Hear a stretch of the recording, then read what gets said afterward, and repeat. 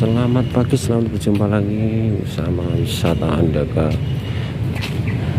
Saya berada di depan Balai Kota Malang, meliput acara Hari Ibu di Balai Kota Malang, Jawa Timur. Pengucapan mulai. Pembacaan istirahat. Negara siap. Kerjakan. Pagi yang cerah di Kota Malang, Balai Kami Kota. warga negara Indonesia menyadari sepenuhnya bahwa dalam menjaga kedaulatan Selamat Hari Ibu, keutuhan negara dan saya sebagai antara Andaka juga mengucapkan Selamat Hari Ibu. untuk selalu bersikap dan berperilaku. Semoga ibu-ibu Indonesia semakin solid, jaya, Sadar, dan tangguh dan bernegara. dengan Setia pada Pancasila momen sebagai Hari Ibu. ideologi Selamat negara. Hari Ibu. Rela berkorban bagi bangsa dan negara. 5. Mampu melaksanakan bela negara baik fisik maupun non fisik. Mobilitas masyarakat. Hal tersebut sebagaimana hasil survei dari Kemenhub bahwa diperkirakan akan ada 44,17 juta orang melakukan pergerakan pada Nataru tahun ini.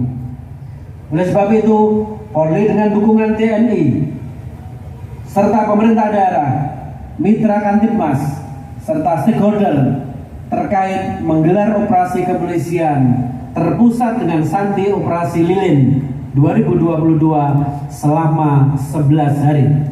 Mulai tanggal 23 Desember 2022 sampai dengan 2 Januari 2023. Serta dilanjutkan dengan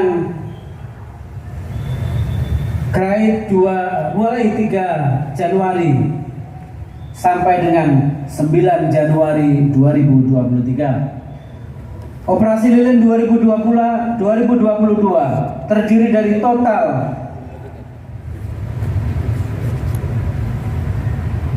166.322 personil gabungan yang ditempatkan pada 1.845 pos pengamanan, 695 pos pelayanan, dan 89 pos terpadu guna mengamankan 52.636 objek pengamanan.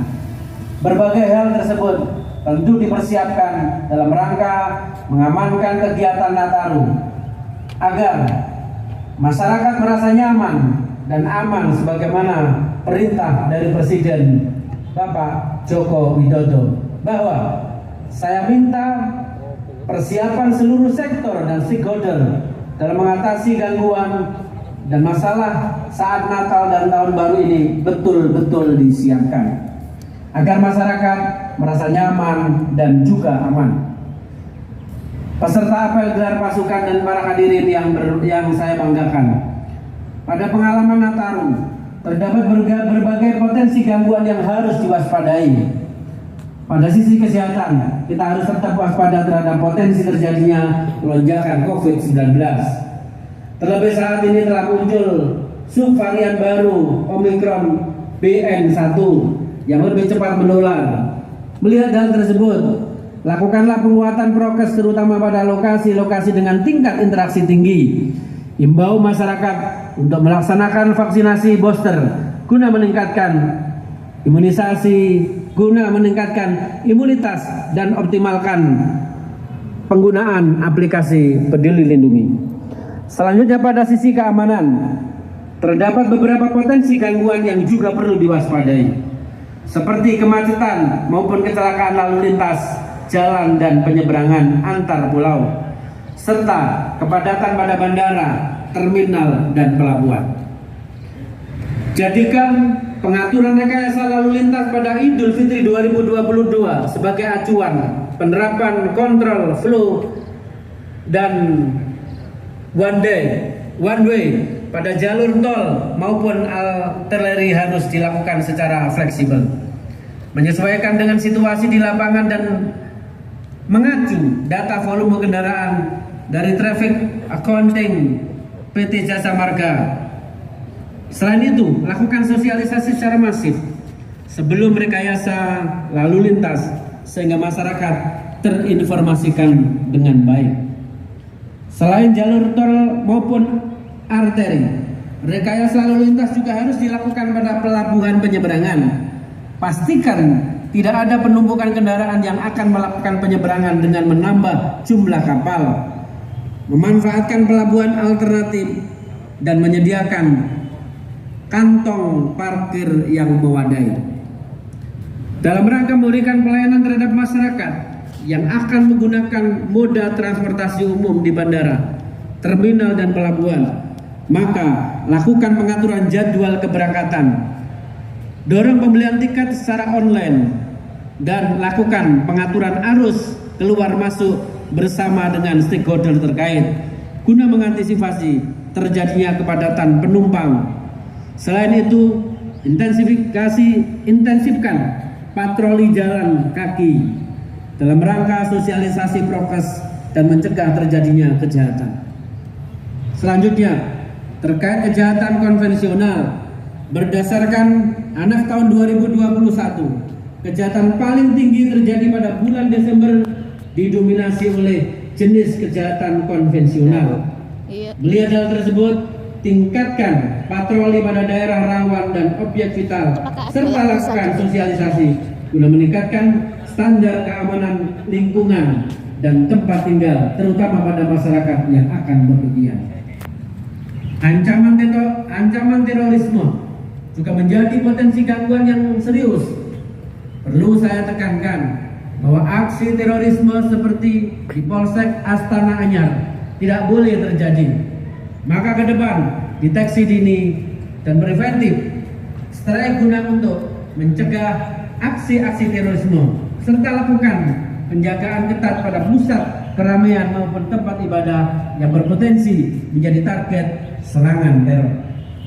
Kemudian terkait dengan ancaman bencana alam, persiapkan tim tanggap bencana, tim rehabilitasi, dan sarana prasarana pendukung, disertai penguatan edukasi tanggap bencana kepada masyarakat, sehingga kita mampu melakukan quick response guna mitigasi bencana. Selanjutnya yang tidak kalah penting adalah terkait pengendalian ketahanan pangan dan BBM. Lakukan monitoring di lapangan bersama Satgas Pangan dan stakeholder terkait guna memastikan ketersediaan pasokan pangan. Imbau para pelaku usaha agar tidak melakukan penimbunan atau menahan stok yang tentunya dapat menyebabkan kelangkaan maupun kenaikan harga. Apabila terdapat upaya spekulan, lakukan gakum secara prosedural, namun jangan sampai mengganggu distribusi dan ketersediaan pangan di lapangan.